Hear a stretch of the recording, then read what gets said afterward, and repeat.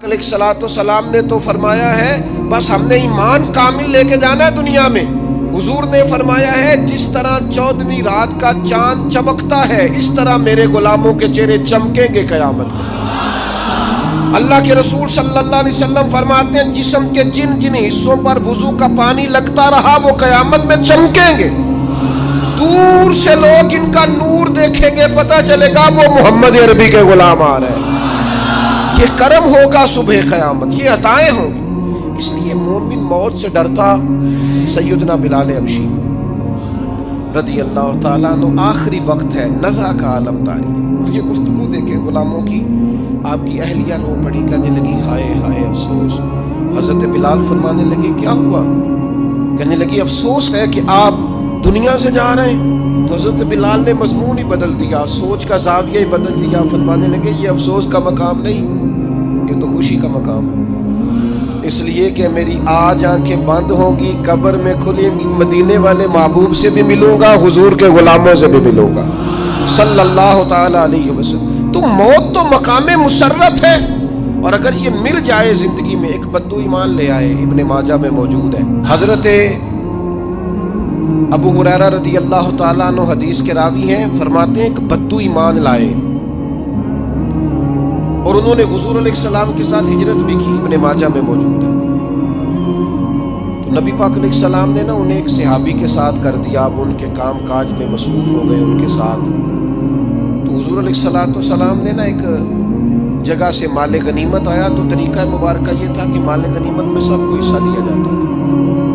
اگرچہ وہ جہاد پہ نہیں گئے لیکن حضور نے انہیں بھی حصہ دیا، تو کچھ صحابی تو وہ پڑے، عرض کرنے لگی حضور میں اس کے لیے تو ایمان نہیں لایا تھا۔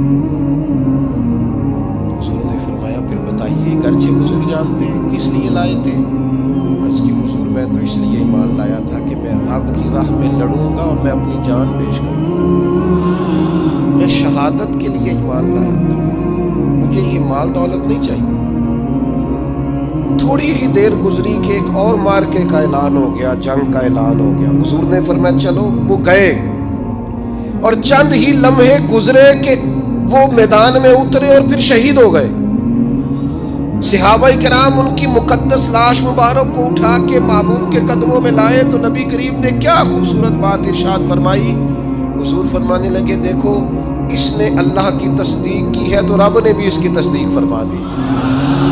اور پھر یہ دو جملے محبوب کہتے کہتے اٹھے، اور پھر حضور نے اپنا جبہ مبارک اتارا اور اتار کے فرمایا اس بندے کو اس جبے میں کفن دے دو، اس میں اسے کفن دو، اس لیے کہ تو شہادت کے لیے ایمان لائے، موت کی آنکھوں میں آنکھیں ڈال کے جیا، اپنی زندگی کمزور نہ گزار۔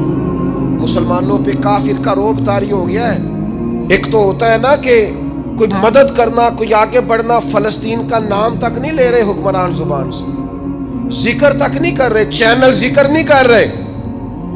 اتنا روب، اتنا کفر کا خوف، صرف اس لیے کہ ہمیں موت کا ڈر ہے، مر جائیں گے تو بستر پہ نہیں مریں گے، بیماریوں سے نہیں مر جاتے لوگ۔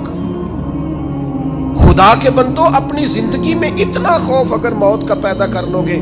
حضرت سعید ابن جبیر رضی اللہ تعالیٰ عنہ بہت بڑے فقیہ تھے، حجاج بن یوسف نے بلایا اور کہنے لگا میں تمہیں موت دینے لگا ہوں، مار دوں گا تمہیں۔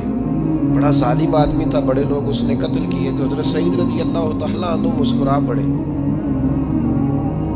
اور غصے میں آیا، کہنے لگا کیوں ہنستے ہو؟ فرمانے لگے تو بڑا بیوقوف ہے، تجھے کس نے کہا زندگی اور موت تیرے ہاتھ ہو؟ یہ تو تب آئے گی جب میرا رب چاہے گا۔ کہنے لگا لے جاؤ ان کو اور جا کے قتل کر دو۔ تو وہ جب جلاد لے جا رہے تھے تو آپ اور کھل کے مسکرائے، ہنسے۔ یہ آپ کی طاقت ہے کہ موت کو دیکھ کے مسکراہٹ ہو، لبوں پہ تبسم، رقصاں ہو، مسکرائے۔ جب آپ مسکرا رہے تھے تو اس کو اور غصہ آیا، واپس بلایا، کہنے لگا مسکراتے کیوں ہو؟ فرمانے لگے تیری جرت پہ مسکرا رہا ہوں، اور اس بات پہ مسکرا رہا ہوں کہ رب کتنا بے نیاز ہے، تیرے جیسے لوگوں کو بھی مہلت دے رکھی ہے، کتنا بے نیاز ہے، تیرے جیسے لوگوں کو مہلت۔ اور غصے، کہنے لگا میرے سامنے قتل کرو۔ حضرت سعید ابن جبیر رضی اللہ تعالیٰ عنہ نے منہ کعبے کی طرف کر کے پڑھنا شروع کیا، انی وجہت وجہی للذی فطر السماوات والارض حنیفا وما انا من المشرکین۔ آپ یہ پڑھ رہے تھے تو کہنے لگا اس کا منہ کعبے سے پھیر دو۔ کعبے سے منہ پھیرا تو آپ فرمانے لگے تو بڑا ہی بیوقوف ہے، میرا رب کو صرف کعبے کی طرف مقید ہے، وَلِلَّهِ الْمَشْرِقُ وَالْمَغْرِبُ فَأَيْنَمَا تُوَلُّوا فَثَمَّ وَجْهُ اللَّهِ۔ چہرہ پھیر دیا جب اس نے تو آپ فرمانے لگے مشرق بھی اللہ کا، مغرب بھی اللہ کا، اور اللہ فرماتا ہے تم جدھر بھی منہ کرو ادھر ہی اللہ کی رحمت ہے۔ یہ پڑھا تو اب اس نے لٹایا، اور جب وہ آپ کو قتل کر رہا تھا تو حضرت سعید ابن جبیر کی ایک زوردار آواز گونجی، فرمایا یاد رکھنا مجھے اسی طرح قتل کرنا جس طرح تم خود قیامت میں قتل ہونا پسند کرتے ہو۔ میرا آخرت پر یقین کامل ہے، محشر میں عدالت لگے گی، میں تمہیں قتل کروں گا میں۔ حضرت سعید ابن جبیر کی وہ جرت تھی کہ دربار سارا لرز گیا حجاج کا۔ حضرت سعید ابن جبیر رضی اللہ تعالیٰ عنہ کہنے لگے اللہ اسے میرے بعد کسی پر مسلط نہ کرنا، میرا قتل آخری ہو، میرے بعد نہ ہو۔ ڈر گئے لوگ، سہم گئے، اور وہ جو جلاد آپ کو قتل کر رہا تھا اس کے بھی ہاتھ کانپ رہے تھے۔ اتنی جرت، موت کا ایک منٹ کے لیے خوف نہیں۔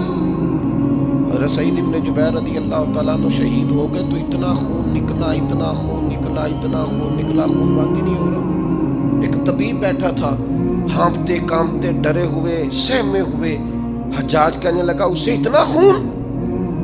تو کہنے لگا بادشاہ میں نے سالوں مریض دیکھے ہیں، اس کو پتہ چل جائے نا مرنے والا ہوں وہ تو اتنا خوف میں آتا ہے، پہلے ہی اس کا سارا خون جم جاتا ہے اور سکڑ جاتا ہے اور اس کا خون جل جاتا ہے۔ یہ جو بندہ تم نے شہید کیا ہے نا اس میں ایک رتی برابر بھی موت کا خوف نہیں، موت کے خوف سے بے نیاز تھا، اتنا خون نکلا۔